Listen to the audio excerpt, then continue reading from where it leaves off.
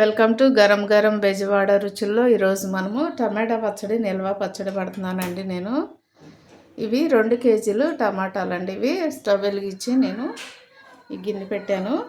మీరు కూడా సన్నగా ఇలా శుభ్రంగా కడగాలండి. టమాటాలు కడిగి ఆరబెట్టాలి. ఎక్కడ కూడా తడి లేకుండా శుభ్రంగా తుడిచి ఆరబెట్టాను. నేను ఇప్పుడు ముక్కలు కోసి స్టవ్ మీద పెట్టానండి. ఇప్పుడు పచ్చళ్ళు సీజన్ వచ్చేస్తుంది కదండి. మీరు కూడా తప్పకుండా ట్రై చేయండి. మంచి టమాటాలు వస్తున్నాయి ఇప్పుడు పచ్చడి. చూడండి టమాటాలు ఎంత వాటర్ వచ్చిందో. అడుగంటకుండా కలుపుతూనే ఉండాలండి. దగ్గరుండి అడుగంటకూడదు. పచ్చడి అడుగంటితే టేస్ట్ మారిపోద్ది.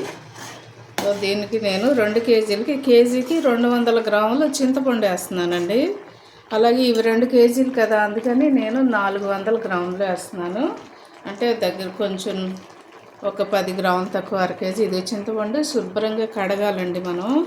ఎందుకంటే నిల్వ పచ్చళ్ళకి తడి తగలకూడదు అంటారు, కానీ అది కరెక్టే. కానీ మనము దీనిలో ఉడకబెడుతున్నాం కదా, ఏం కాదు. అలాగే మనం కూడా మామూలుగా రుబ్బి తాలింపు చేసుకుంటే కూడా మనం చింతపండు ఉడికిచ్చే మనం కలుపుతాం కాబట్టి ఈ వాటర్ అంతా దీనిలోనే ఇంకిపోతుంది, ఉడికిపోయిద్ది. కాబట్టి దానివల్ల ఏం పచ్చడి పాడవదు. మీరు కూడా ఇలాగే శుభ్రం కడగండి. ఎందుకంటే చింతపండులో రాళ్ళు, అలాగే లైట్గా ఇసుక కూడా వస్తుందండి. కొన్ని చింతపండుల్లో అయితే బాగా భయంకరంగా చెత్త కూడా ఉంటుంది, పీసులు ఉంటాయి. కాబట్టి అలాగ లేకుండా మట్టి కూడా ఉంటుంది. కాబట్టి జాగ్రత్తగా పచ్చళ్ళకు మాత్రం మంచి చింతపండు తీసుకోండి. కొంచెం రేట్ ఎక్కువైనా కూడా చాలా నీట్గా ఉండే చింతపండు తీసుకుని అది కూడా 2-3 సార్లు కడగండి. కడిగిన తర్వాతే దీనిలో వేసుకోండి, పచ్చడిలో వేసుకోండి. ఉడకబెట్టే అయితే అలా వేసుకోండి. లేదంటే మామూలుగా ఉడకబెట్టి మనం పచ్చడిలో ఎలా కలుపుతామో అలాగైనా కలుపుకోవచ్చండి. నేనైతే ఇలా చేస్తున్నాను. ఇవి చాలా టేస్ట్ బాగుంటుంది. ఇది నేను 2 కేజీల టమాటాకి ఈ గ్లాసు ఉప్పు వేస్తున్నానండి. ఇది పావుసేరు ఈ ఉప్పు వేస్తున్నాను నేను. ఒకవేళ చాలకపోతే మనం రుబ్బేటప్పుడు కలుపుకోవచ్చండి.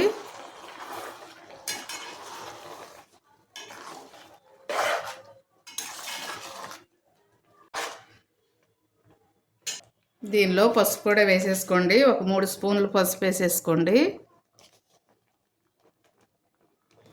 అన్నీ కూడా ఇలా ఉడికిపోతే పచ్చడి ఏం పాడవదండి. చాలా బాగుంటుంది. అసలు టేస్ట్ కూడా చాలా బాగుంటుంది. తప్పకుండా ట్రై చేయండి. ఇంకా మన ఛానల్ని ఎవరైనా సబ్స్క్రైబ్ చేయకపోతే సబ్స్క్రైబ్ చేసుకోండి.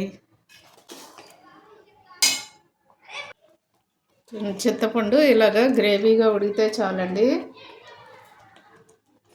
ఇలా ఉడికిన తర్వాత మనం కట్టేసేసి స్టవ్ కట్టేసి ఇదంతా కూడా వేడి చల్లారిన తర్వాత మనము కారం కలుపుకోవాలి. అలాగే దీనిలోకి ఏమేమి కలపాలో అప్పుడు చూద్దామండి. కొంచెం చల్లారిన తర్వాత నేను మీకు మళ్ళీ ఇవి పచ్చడిలో ఏమేమి కలపాలో చూద్దాం. చూడండి, ఇది మెంతిపిండి, ఆవపిండి అండి. దగ్గరగా 2 స్పూన్లు ఫుల్గా వేసేసుకోండి. నేను అలాగే కారం వేస్తున్నానండి. ఈ గ్లాస్తో 2 గ్లాసులు వేస్తున్నానండి. చూడండి, 2 గ్లాసులు వేస్తున్నాను. పావుసేరు గ్లాస్తో అంటే 2 పావులండి. 1/2 కేజీ వేసాను నేను కారం. ఇదంతా కూడా బాగా కలిపేసుకొని పక్కన పెట్టేసుకోండి.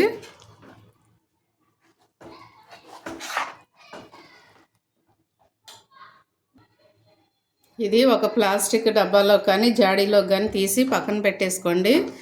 ఎందుకంటే రేపు ఇది మిక్సీ కానీ గ్రైండర్ కానీ మనం వేసుకోవచ్చండి. మిక్సీ ఉన్న వాళ్ళు మిక్సీలో వేసుకోండి. లేకపోతే గ్రైండర్ ఉంటే కనుక మీకు గ్రైండర్లో మెత్తగా వేసుకోండి. నేను కూడా మీకు వేసేటప్పుడు నేను చూపిస్తానండి. ఇప్పుడు నేను పక్కన పెట్టేస్తున్నాను. ఒక డబ్బాలో పెట్టేసి పక్కన పెట్టేస్తున్నాను. చూడండి, నిన్న ఉడకబెట్టిన ఈ టమాటా పచ్చడిని నేను ఇప్పుడు గ్రైండర్లో వేస్తున్నానండి. మెత్తగా గ్రైండర్లో రుబ్బుకోండి. మిక్సీ ఉంటే మిక్సీలో వేసుకోండి.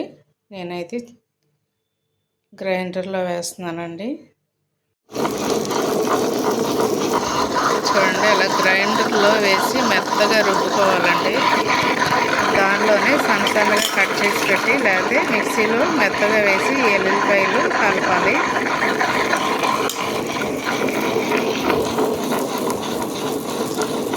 సో ఇప్పుడు మనం పచ్చడి తాళింపుకి ఆయిల్ వేస్తున్నానండి. గిన్నె పెట్టుకున్నాను. స్టవ్ వెలిగించి గిన్నె పెట్టుకుందాం. ఇప్పుడు దీనిలో ఆయిల్ వేసుకుందాము. మీరు సన్ఫ్లవర్ ఆయిల్ అయినా వేసుకోవచ్చు, అలాగే శనగ నూనె అయినా వేసుకోవచ్చు అండి. చూడండి ఆయిల్ హీట్ ఎక్కింది కదండి. ఫస్ట్ నేను ఎండుమిర్చి వేస్తున్నాను. ఎండుమిర్చి ఘాటు పెట్టి వేసుకోండి, ఎందుకంటే ఒక్కోసారి ఎండుమిర్చి పేలుతాయి కాబట్టి మనం ఘాటు పెట్టి వేసుకోవాలండి.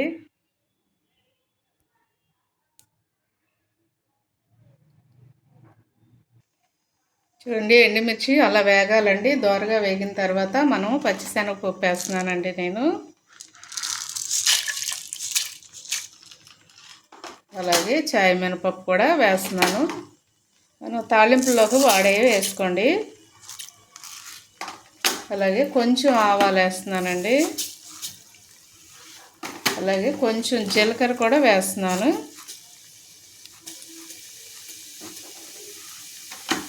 ఇవన్నీ కూడా సిమ్లోనే పెట్టండి, లేకపోతే తాలింపు మాడిపోయిద్దండి. సిమ్ పెట్టాలి.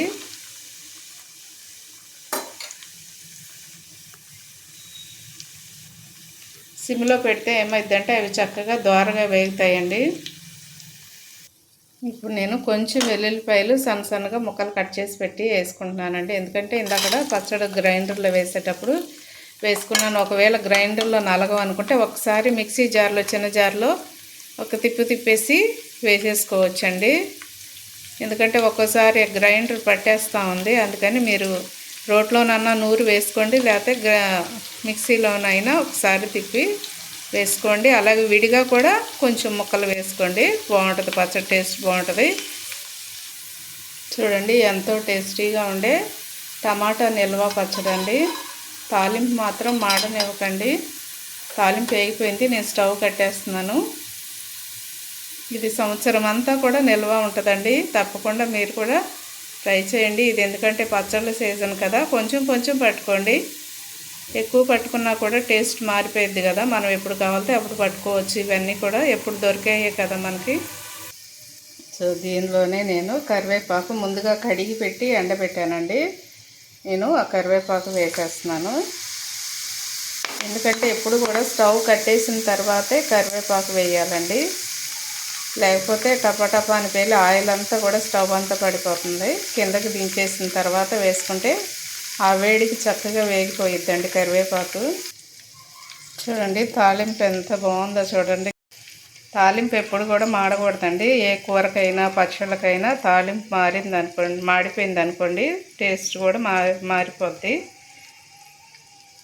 సో ఇప్పుడు మనం దీనిలో పచ్చడి వేసేసుకుంటున్నామండి. మనం ముందుగా రుబ్బి పెట్టుకున్నాం కదా, ఆ పచ్చడి నేను దీనిలో వేసేస్తున్నాను. ఇది పచ్చడి బాగా చల్లారిపోయిన తర్వాతే మనం బాటిల్స్లో పెట్టుకోవాలండి. వేడిగా కానీ గోరువెచ్చగా కానీ జాడీలో కానీ దేనిలో కూడా పెట్టుకోకూడదు. బాగా చల్లగా అయిపోవాలి, అప్పుడే మనం పెట్టుకుంటే సంవత్సరం అంతా కూడా చక్కగా నిల్వ ఉంటుంది. మనం ఎప్పుడు కావాలితే అప్పుడు తీసుకుని వాడుకోవచ్చు. తడి గరిటె మాత్రం పెట్టకూడదండి. ఈ ఆయిల్ అంతా కూడా పచ్చడికి కలిసేటట్టుగా మనం కలిపేసుకోవాలండి. కొంచెం ఆయిల్ లైట్ గోరువెచ్చగా ఉందన్నప్పుడు కలిపేసుకుని మనం ఒక 2 గంటల సేపు అలాగే వదిలేసామనుకోండి, అప్పుడు చక్కగా ఆరిపోయిద్ది. అప్పుడు మనం జాడీలో కానీ లేకపోతే గాజు సీసాలో కానీ డబ్బాలో కానీ పెట్టుకోవచ్చు. స్టీల్ కానీ తెల్లవి కానీ వాడకూడదండి, తినేస్తాయి. ఎందుకంటే దీనిలో పులుపు ఉప్పు ఉంటుంది కాబట్టి ఆ గిన్నెలు పాడైపోతాయి. ఇలా అంతా కూడా కలిపేసుకోవాలి. చూడండి పచ్చడి అంతా కూడా ఇలా కలిపేసుకోండి. ఇది 24 గంటలు ఇలా ఉంచేస్తే ఆయిల్ అంతా కూడా పైకి వచ్చేస్తుందండి. చాలా చాలా టేస్ట్ బాగుంటుంది. ఈ పచ్చడి సంవత్సరం అంతా నిల్వ ఉంటుంది. తప్పకుండా ట్రై చేయండి. అలాగే మా ఛానల్ని మర్చిపోవద్దండి. గరం గరం బెజవాడ రుచులు. సబ్స్క్రైబ్ చేయని వారంటే సబ్స్క్రైబ్ చేయండి, షేర్ చేయండి, లైక్ చేయండి. Thank you.